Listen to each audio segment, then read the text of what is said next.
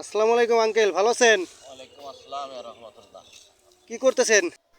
কথা হলো সেলিম কাকার সাথে, সম্পূর্ণ ভিডিওটি না টেনে দেখতে থাকুন, আশা করি ভালো লাগবে। আজ চলে এসেছি জায়গির বিল ভ্রমণ করার জন্য।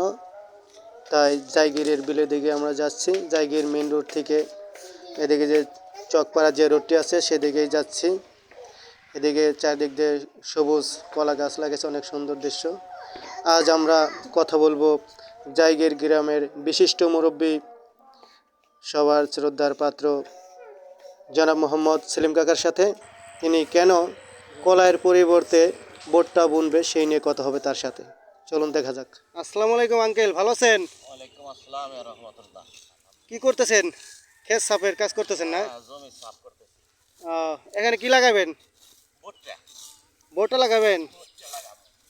আহ, তো এখানে কলাই বোনেন নাই?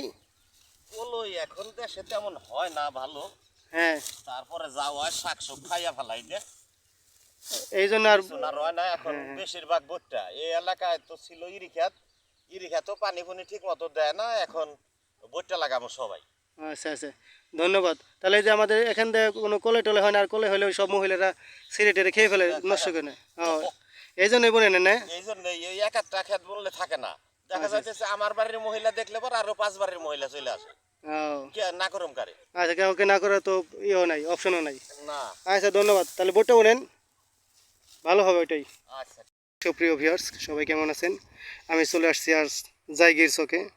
জায়গির চকের ভিউটা নেওয়ার জন্য। শীতের বিকেলে জায়গির চকের ভিউটা অনেক সুন্দর লাগছে।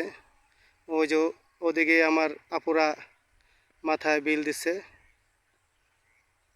বিলাবিলি করছে, অনেক সুন্দর একটি মুহূর্ত কাটাইতেছে। আমার ভিডিওটি যে যেখান থেকে দেখছেন সকলকে ধন্যবাদ। পরবর্তী ভিডিও নিয়ে আবার হাজির হব আপনাদের সামনেই।